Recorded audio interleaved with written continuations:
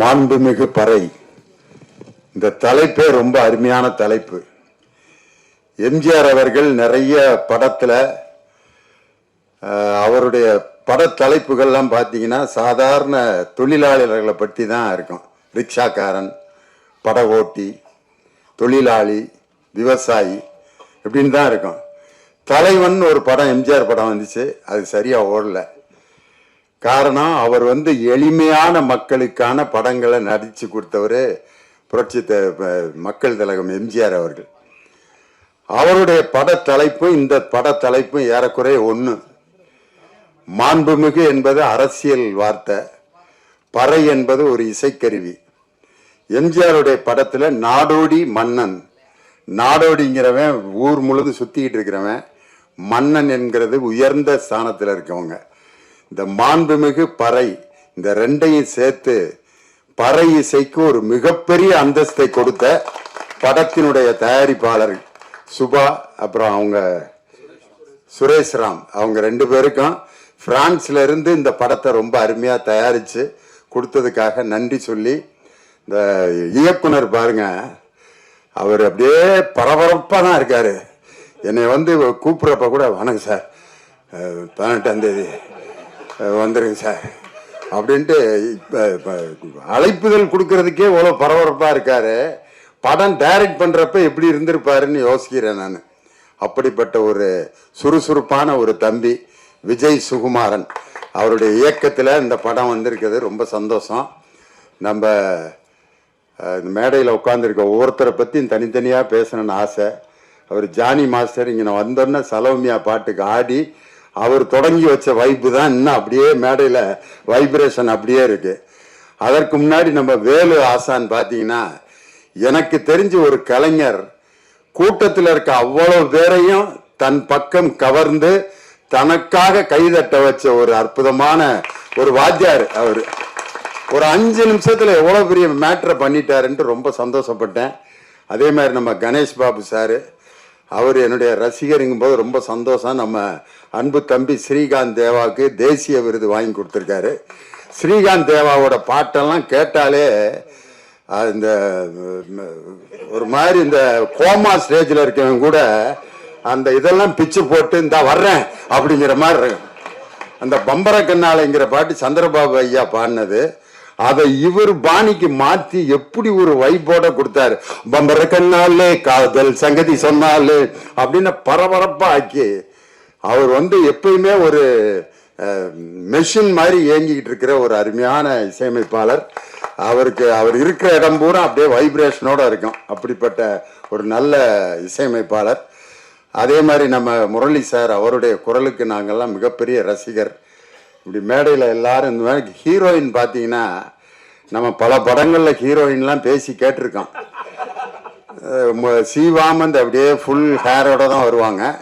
அந்த ஹேர் முன்னாடி வந்துக்கிட்டே இருக்கேன், அதை பின்னால் அப்பப்போ தள்ளி விட்டுக்கிட்டே இருப்பாங்க.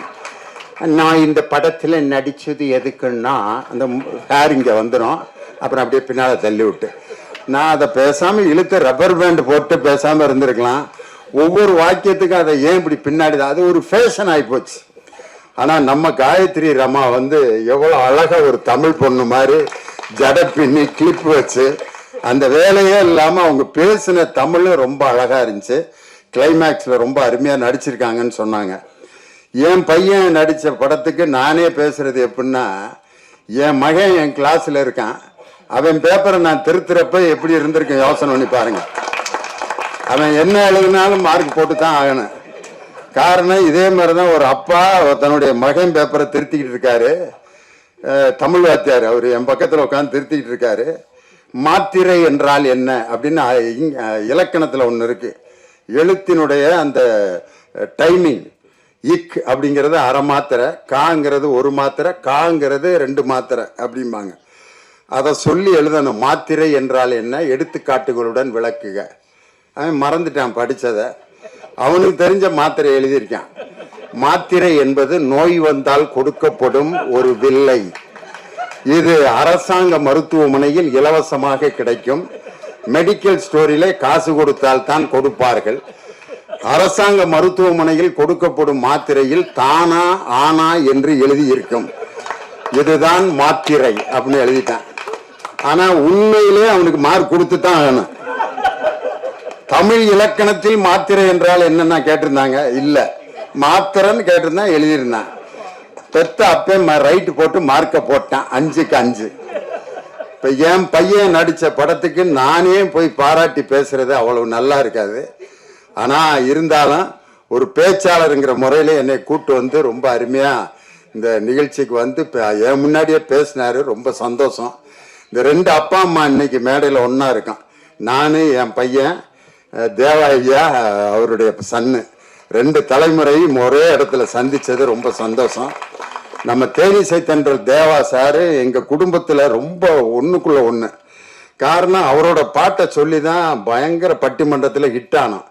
லாலா கே டோல் டோபிமா கண்ணே கங்கம்மா இடுப்ப சுத்தி திருப்பி பாரம்மா அப்படின்னு சொல்லிட்டு இந்த பாட்டு கவிஞர் வாலி ஒரு பெண்ணை பெருமைப்படுத்துவதற்காக எழுதினார் அப்படின்னு சொல்லிட்டு அதுக்கு விளக்கம் கொடுத்தோம். லாலா என்றால் திருநெல்வேலியில் அல்வா கிண்டும் இடம், டோல் என்றால் அடுப்பு, டப்பி என்றால் மாவு வைக்கும் டப்பா.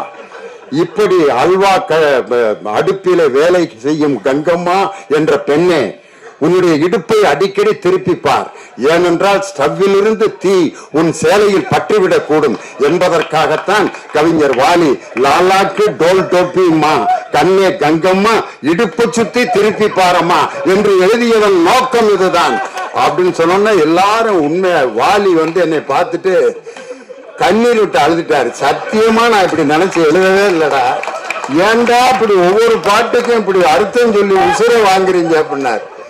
அந்த பாட்டு தேவாண்ணன் பாட்டு அன்னைக்கு தொடங்கினதுதான். அவருடைய பாட்டு எத்தனையோ பாட்டு மேடையில பாடியிருக்கேன். பஞ்சு மிட்டாய் சீலை கட்டி பச்சை வண்ண ரவிக்க போட்டு கஞ்சி கொண்டு போறவளே நெஞ்சுக்குள்ள நீ வாரியா அடவாரி விட்டாக்க வரவழைச்சாக்க மடிதறிஞ்சாக்க வாரேன் பொங்க சிஞ்சா சிஞ்சா சிஞ்சா சின். 2 பாட்டையும் ஐயா தான் மியூசிக் போட்டார். 2மே எதுல இருந்து எதை கொண்டு வந்து மேட்சிங் பண்ணியிருக்காரு பாருங்க. அவர் வந்து வெறும் கானா பாட்டு, வெறும் குத்துப்பாட்டு மட்டும் இல்ல, கர்நாடக சங்கீதத்தில் அவர் எழுதி அவர் இசையமைத்த பாடல்களுக்கு நான் மிகப்பெரிய அடிமை. ஆனந்த பைரவிங்கிற ராகத்துல ஹரிகரன் பாடியிருப்பார். கொஞ்ச நாள் பொறு தலைவா ஒரு வஞ்சி கொடி இங்கே வருவா கண்ணீரண்டில் போர் தொடுப்ப அந்த வெண்ணிலவை தோற்கடிப்ப. ஆனந்த பைரவி ராகத்துல இவ்வளவு அழகான ஒரு பாட்டு.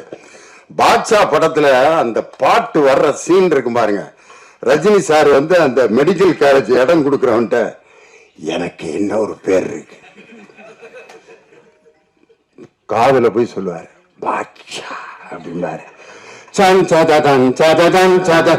தங்க மகன் என்று சிங்க நடை போட்டு அருகில் அருகில் வந்தால் அப்படின்னு சொல்லி அந்த கம்பீர நாட்ட ராகத்துல உண்மையிலே அவர் கர்நாடக சங்கீதத்திலும் மிகப்பெரிய வல்லமை உள்ளவர். இன்னைக்கு அவர் கர்நாடக சங்கீதத்துக்காகவே ஒரு படத்துக்கு மியூசிக் போட்டிருக்காரு. அந்த படம் மிகப்பெரிய சங்கராபரணம் மாதிரி வெற்றி அடையணும்னு சொல்லி நம்ம தேவா சாருக்கு என்னுடைய மனமார்ந்த நன்றி. இந்த படத்துக்கு அவர் தான் உண்மையிலே ஹீரோ. அதனால அவருடைய பாட்டை பத்தி ஒரு தனி பட்டிமன்றம் போடலாம்னு நான் ஆசைப்படுறேன். அவர் கூடயே அவருடைய இசைக்குழுவோட வச்சு மெல்லிசை மன்னரும் நகைச்சுவை தென்றலும்னு MSV ஐயா கூட ஒரு 14 வாரம் விஜய் டிவியில ப்ரோக்ராம் பண்ணான். இனி அடுத்து தேனிசை தென்றலும் நகைச்சுவை தென்றலும் சொல்லி நானும் தேவா சாரும் சேர்ந்து ஒரு ப்ரோக்ராம் பண்ணணும்னு சொல்லி எனக்கு ரொம்ப ஆசை. அந்த கனவை வந்து நனவாக்கணும்னு ரொம்ப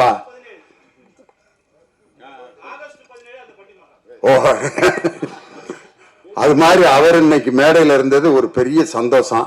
நம்ம இயக்குனர் திரைக்கதை மன்னன் ஐயா கே பாக்கியராஜ் அவருடைய படத்துல வந்து ஒரு மறக்க முடியாத வாசகங்கள்னு நிறைய இருக்கு. அதுல அவர் படத்துல இருக்கக்கூடிய அந்த மறக்க முடியாத காட்சிகள்னு நிறைய இருக்கு. இயக்குனர் கே பாக்கியராஜன் அந்த போடுற இடம் பார்த்தீங்களா, அது வந்து ரொம்ப ரசிக்கிற மாதிரி ஒரு இடம் இருக்கும். இது நம்ம ஆளு படத்துல அவர் சொந்த குரல்ல பாடிருப்பாங்க ஐயா. பச்சை மேல சாமி ஒண்ணு உச்சி மேல ஏறுதுன்னு எடுடா தம்பி மேலாம் கொஞ்சம் எதமா போடு தாளாம்.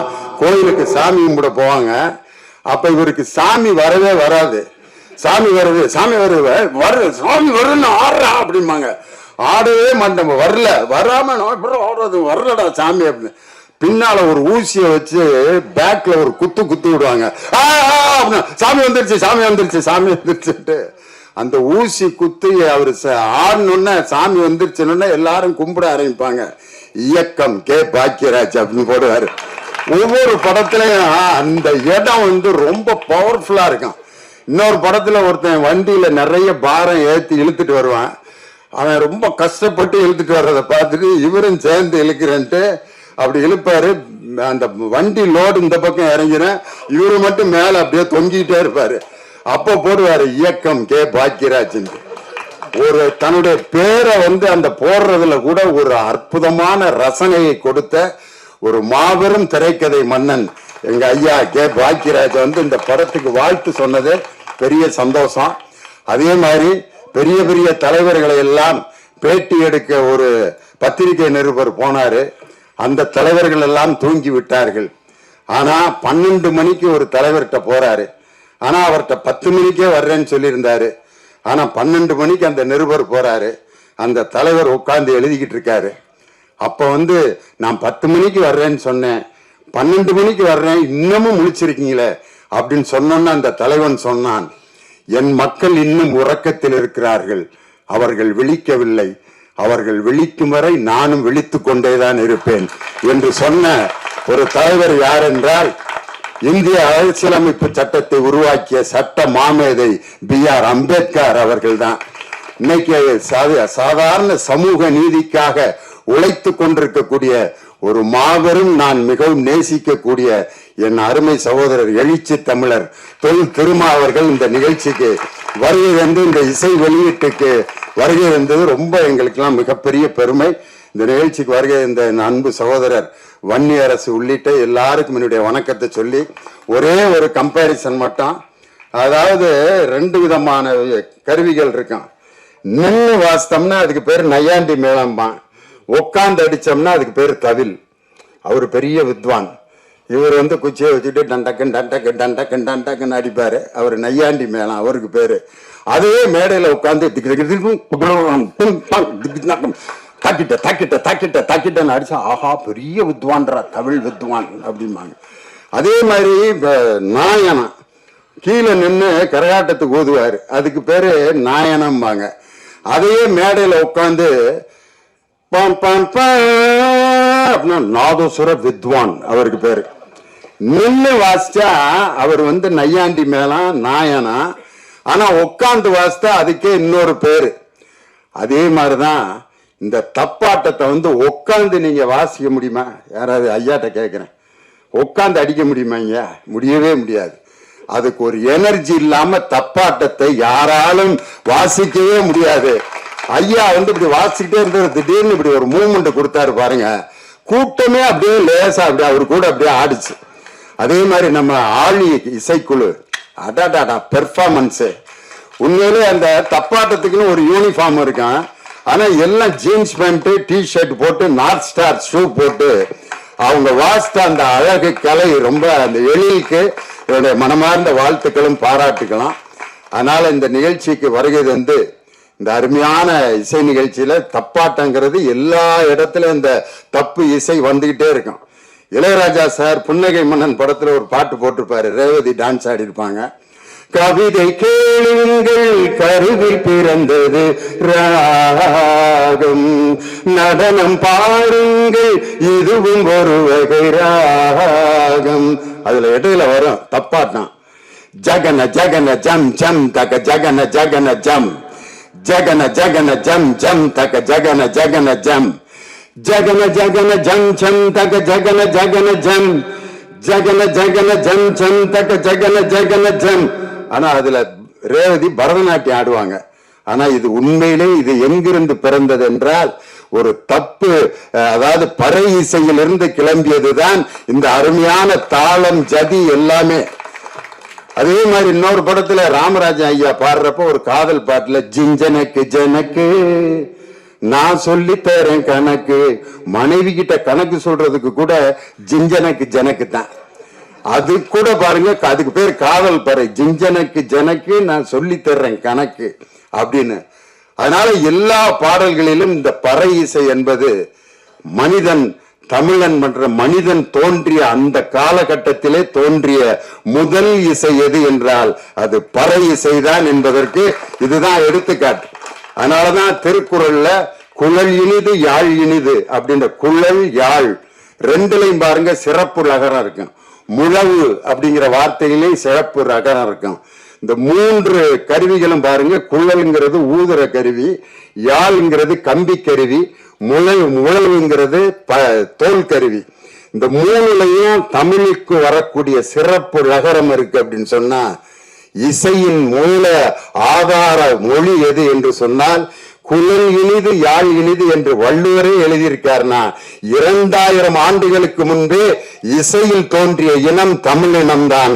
அவனால் உருவாக்கப்பட்ட இசை இந்த பறை இசை. அதனால அந்த மிருதங்கத்தில எல்லாம் பாத்தீங்கன்னா வார் பிடிக்கிறது, சுதி சேர்க்கிறது எல்லாம் சொல்லுவாங்க. பறையில எல்லாம் சுதி சேர்க்கிறது ஒன்றும் கிடையாது. நெருப்பை மூட்டி ஒரு காய்ச்சுவாங்க, டங் டங் டங் டங் டங்.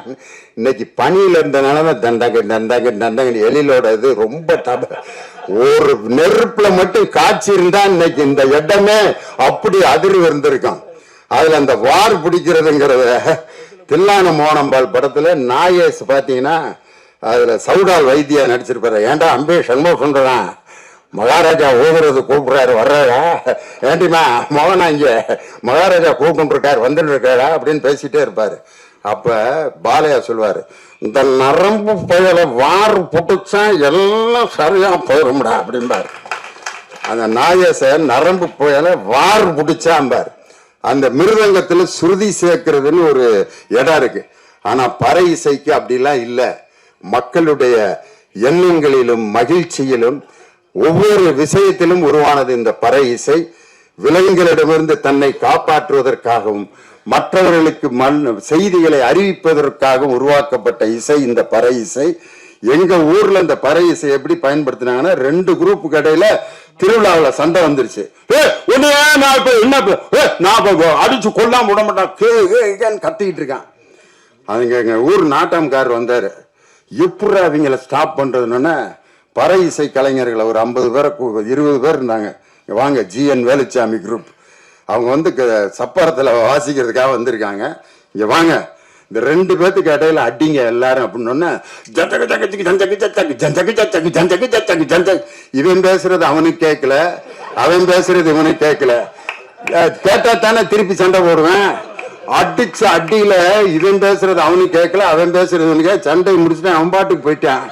நாட்டாம்காரரை பார்த்தேன், ஐயா எல்லாத்துக்கும் அறிவிக்கிறதுக்கு தான் பறைய பயன்படுத்துவாங்க, நீ சண்டைக்கு சமாதானத்துக்கு பறைய பயன்படுத்தின ஒரே ஆள் நீதாயான்ட்டு. அதனால இது போர் பறை மட்டும் இல்ல, போர் நடப்பதற்கு, போரே நடக்காமல் சமாதானம் செய்வதற்கு கூட இந்த பறை என்ற இசை உதவி செய்யுங்கிறதுக்கு இதுதான் எடுத்துக்காட்டு. அப்படிப்பட்ட அருமையான பறை இசையை பற்றிய இந்த மாண்புமிகு பறை என்ற படம் டிசம்பர் 12ஆம் தேதி அன்னைக்கு ரிலீஸ் ஆகுது. சூப்பர் ஸ்டார் வந்து சூப்பர் ஸ்டாரோட ரசிகன் எங்க ஐயா தேனிசை தென்றல் தேவான்னு சொன்னாங்க.